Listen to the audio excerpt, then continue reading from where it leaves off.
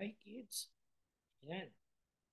So Monday, lecture day. So last week, we discussed about well-defined at saka defined set or not well-defined set. Okay.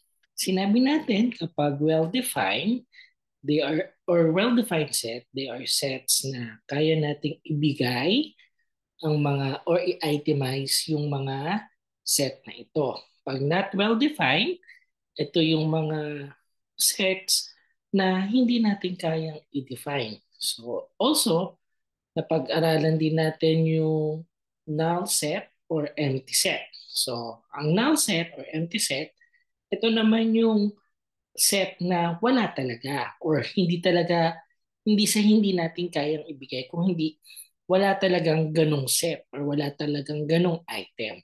Okay, so yung mga well-defined natin, let's say this one, yung set A is set of primary colors. So ano nga ba yung mga primary colors? So magbibigay natin yan. So ang primary colors ay red, blue, and yellow. So si set A ay well-defined. Yan. So well-defined si set A. So si set B, yung set of beautiful girls. Ayan. So sabi natin na yung set of beautiful girls, hindi lahat sa paningin natin, no, hindi tayo pare-pareho ng category or ng standard kung ano yung maganda at saka yung mga magaganda sa atin. Maaring sa'yo, sobrang ganda ng girl na yon. Para sa akin, hindi naman ganun kasyadong kaganda. So, not well-defined siya. Set of days of a week.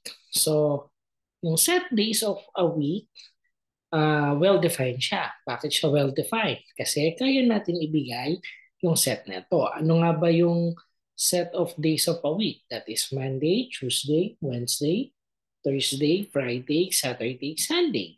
So, kaya natin ibigay. That is well-defined set. Okay. Set of popular actors. Si set B ay set of popular actor. So this is what? Not well-defined set. Bakit not well-defined set? Kasi yung set of popular actor, maaaring kilala mo yung actor na yon. Let's say, nagbigay ka ng pangalan ng actor pero hindi para sa akin, hindi siya popular. So not well-defined siya. Okay. Ang empty set, sabi natin, a set with no members or element. Ibig sabihin, well, kahit isa hindi natin kayang i-define or walang member or elements tayong maibigay, it is denoted na ano siya, empty set. So nakita niyo yung symbol na yan, yung empty bracket or yung O na may slash, that is empty or null set. Example natin dyan, set of triangles with four sides. So kung iisipin natin, i-analyze natin, wala naman talagang triangle na four sides. So hindi matatawag na triangle yon. So that is what? Empty set. And set of whole number less than zero. Again, no, ang pinag-uusapan whole number, hindi integers. So wala tayong maibibigay na mas mababa pa sa whole number na less than sa zero. Kasi whole number yung pinag-uusapan natin. Si zero na ang pinakamababa. So that is an empty set. Okay, now let's go to another lesson. Okay, pag-aralin naman natin ngayon o pag-usapan naman natin ngayon yung cardinality. Okay, ano nga ba yung cardinality? Okay, sige, makinig mabuti.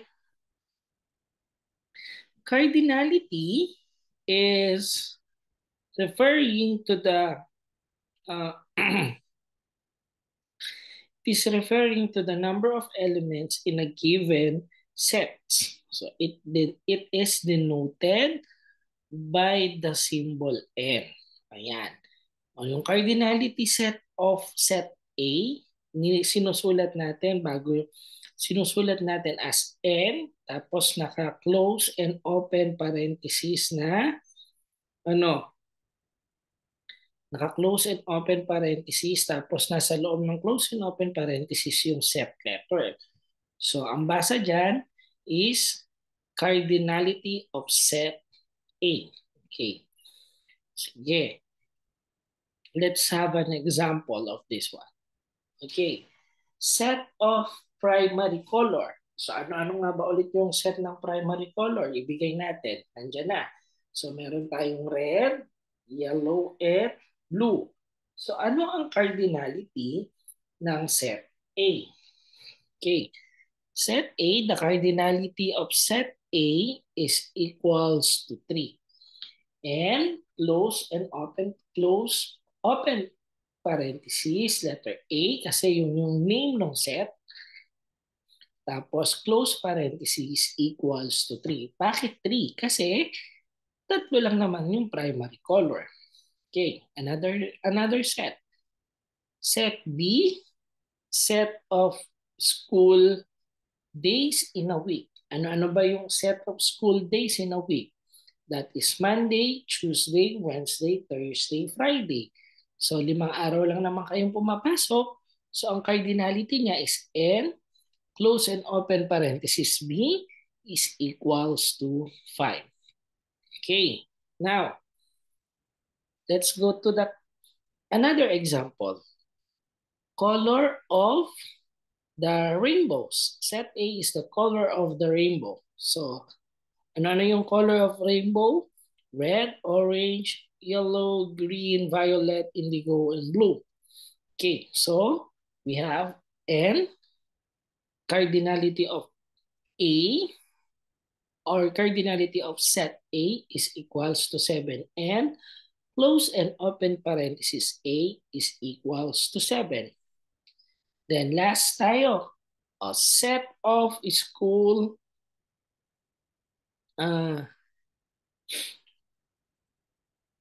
set of days in a week. So ano ba yung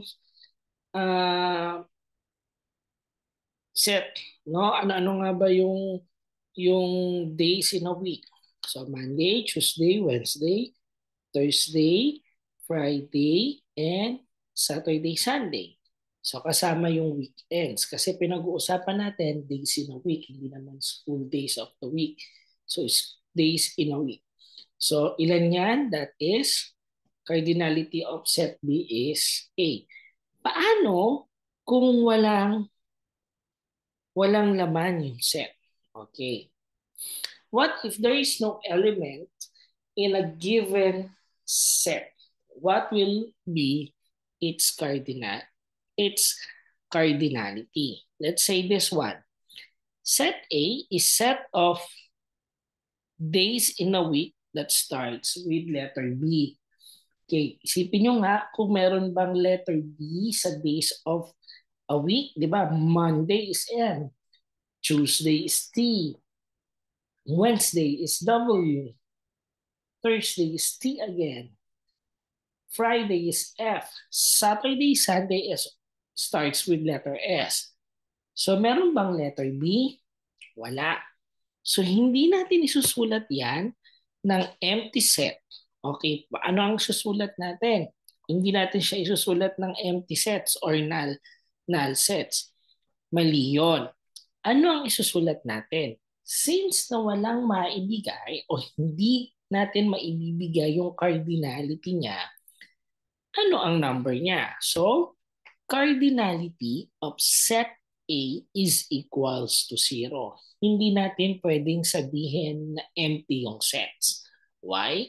Kasi nagbigay tayo ng description kung ano yung hinihingi ng sets.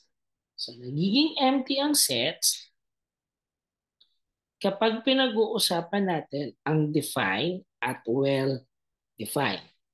Pero pag pinag-uusapan natin ang cardinality, it means the number of items or the number of elements in the set. So, hindi tayo pwedeng magbigay ng empty set Ang lalagay natin lang kung wala tayong maibigay is 0. Okay. Another, a set of months in a calendar that starts with C. Meron ba? Meron ba tayong letter C? January, February, March, April, May, June, July, August, September, October, November, December. So walang letter C. So again, hindi siya empty sets kasi ang pinag-uusapan natin, cardinality, yung number of elements. Hindi natin pinag-uusapan yung define, kung ito ba ay define or not well defined. Kaya hindi siya empty sets. So, what is the cardinality of set A? The cardinality of set A is 0. Okay, so that's all for today. Yan, malapit na tayong matapos. At pakigawa yung page 5 para sa susunod na pagkikita natin sa face-to-face ay tsatsakan na lang natin yung ating worksheet. No? Kung hindi pa masyadong magets, ulit-ulitin lang natin yung ating video. Okay, so maraming salamat. Hanggang sa muli. Bye!